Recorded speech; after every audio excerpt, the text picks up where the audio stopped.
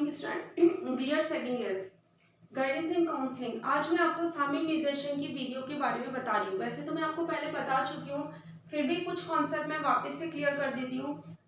देखो, समूह में जब निर्देशन प्रदान किया जाता है तो इसके बहुत से स्वरूप होते हैं, बहुत से मतलब एक तरह से माना जाता है वीडियो का इस्तेमाल किया जाता है। तो उसके माध्यम से ही हम क्या करते हैं, सामूहिक निर्देशन प्रक्रिया चलाते हैं, सामूहिक निर्देशन प्रक्रिया करी जाती है।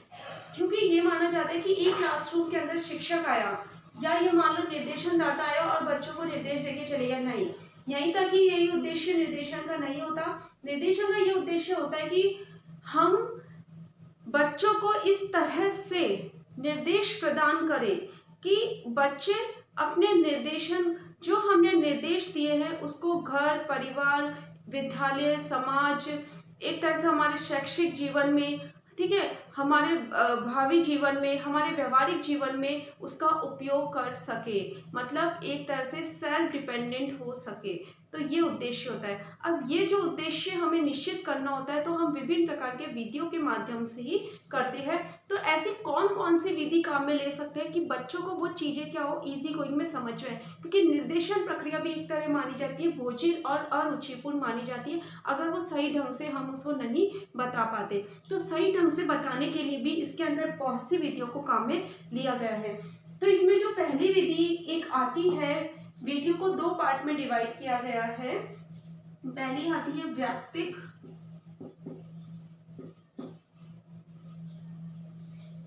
संपर्क विधियां।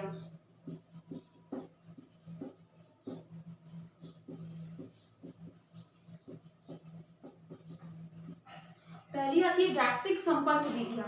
अब इसके अंदर ये माना जाता है व्यक्तिक संपर्क विधियों के अंदर कि पर्टिकुलर इसमें एक व्यक्ति जो निर्देशन दाता होता है, एक एक पर्सन को उससे रिलेटेड उसकी समस्याओं का निर्देशन प्रदान करता है। मतलब किस छात्रों को कौन सा विषय का चुनाव करना हो, विभिन्न व्यवसाय के विषय में जो शिक्षा प्रदान की जाती है एक पर्टिकुलर एक एक स्टूडेंट को, व्यक्तिक संपर्क विधि कहलाती है।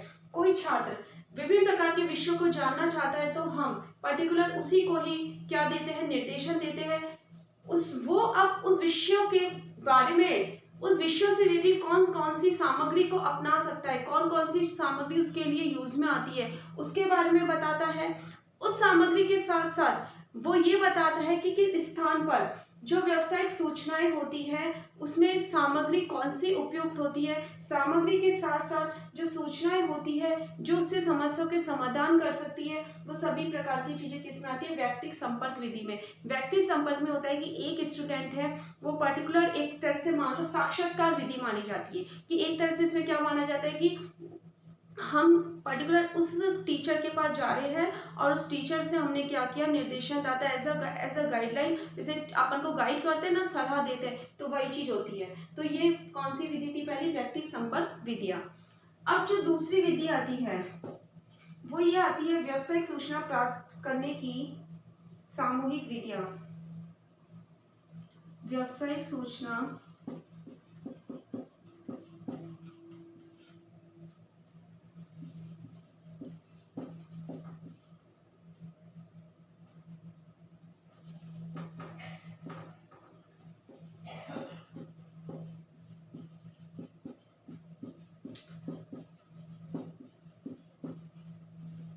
व्यवसायिक सूचना प्राप्त करने की सामूहिक विधियां।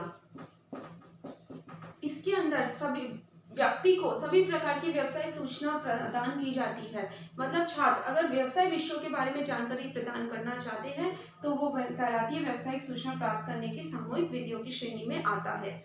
अब देखो, जो व्यक्तिक संपर्क विधि है और जो व्यवसायिक सूचना वाली विधि है, इन दोनों में क्या डिफरेंस है। ये एक पर्टिकुलर एक स्टूडेंट को दी जाती है और एक समूह में प्रदान की जाती है। तो अगर हम वर्तमान में देखें तो वर्तमान में समय को ध्यान में रखते हुए या अपने आय व्यय को ध्यान में रखते हुए ये विधि क्या है, ये विधि प्रभावशाली नहीं मानी जा सकती, क्योंकि ना लोगों के पास इतना समय होता है, ना छात्रों की संख्या भी इतनी अधिक होती है कि हम एक एक स्टूडेंट को क्या कर सकते, एक एक स्टूडेंट को गाइडलाइन प्रोवाइड नहीं करवा सकते। इसलिए ये विधि प्रभावशाली नहीं मानी गई है। और व्यवसाय सूचना में समूह के अंदर ये विधि को क्या माना जाए, सामूहिक विधि को प्रभावशाली माना जाए, क्योंकि इसके अंदर बच्चों की स्ट्रेंथ को देखकर और एक तरह से धन की और समय की बचत को देखते हुए कौन सी विधि उपयुक्त है, व्यवसायिक सूचना प्राप्त करने की सामूहिक विधियां उपयुक्त है। तो अब सामूहिक विधियों के अंदर कौन कौन सी विधि आती है वो मैं आपको बताऊंगी। वैयक्तिक अध्ययन विधि प्रभावशाली नहीं हुई है,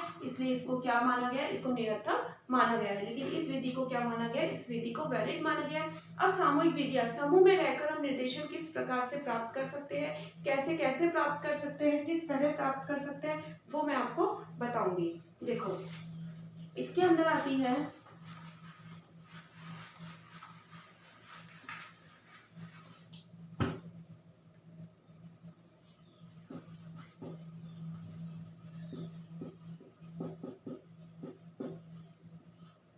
व्यावसायिक सूचना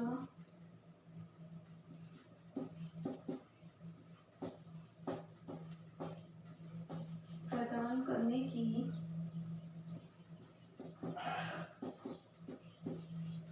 सामूहिक विधियां।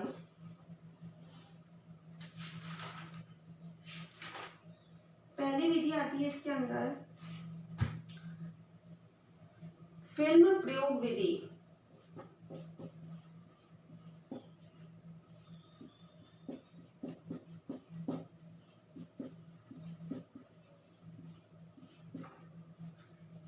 यह विधि किस पे डिपेंडेंट होती है, चिंतन दृष्टि से। चिंतन दृष्टि से महत्वपूर्ण।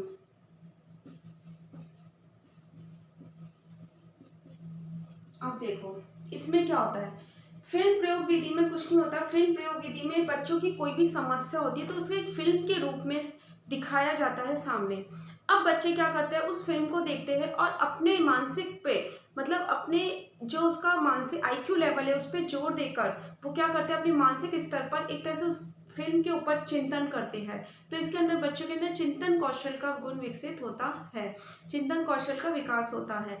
तो जो समस्या होती है, जब उसके सामने वो फिल्म रखी जाती है तो बच्चे उस फिल्म को देखते हुए अपने अंदर उस समस्या से रिलेटेड ये माना जाता है कि बच्चों को फिल्म दिखाई जा रही है, बच्चे के वो सारी चीज़ें फिल्म पूरी देखी, अब उस फिल्म के ऊपर बच्चों से चर्चा की जाती है कि आपने इससे क्या सीखा।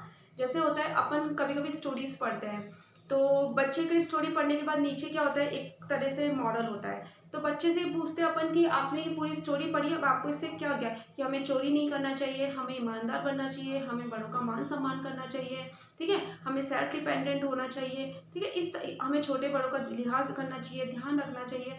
तो इसमें बहुत सी वैल्यूज आती है। तो वही चीज़ होती है कि फिल्म दिखाई जाती है, फिर बच्चों से पूछा जाता है कि आपने इस समस्या को देखा, अब इस समस्या के ऊपर इस क्या किया जाता है, चर्चा की जाती है कि ये समस्या थी आपकी, हमने आपको एक फिल्म के रूप में दिखाया कि इसके अंदर एक छोटा बच्चा है, वो समायोजन स्थापित नहीं कर पा रहा है, फिर उसने, तो अब ये समस्या है, इसका क्या क्या समाधान निकल के आ सकता है, उस पर बच्चा क्या करता है, चिंतन करता है।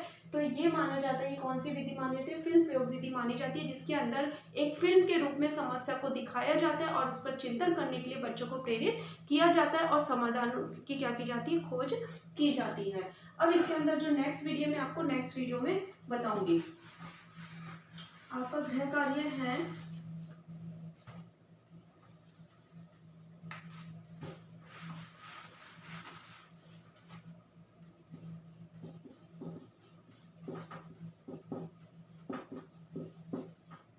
सामूहिक निर्देशन की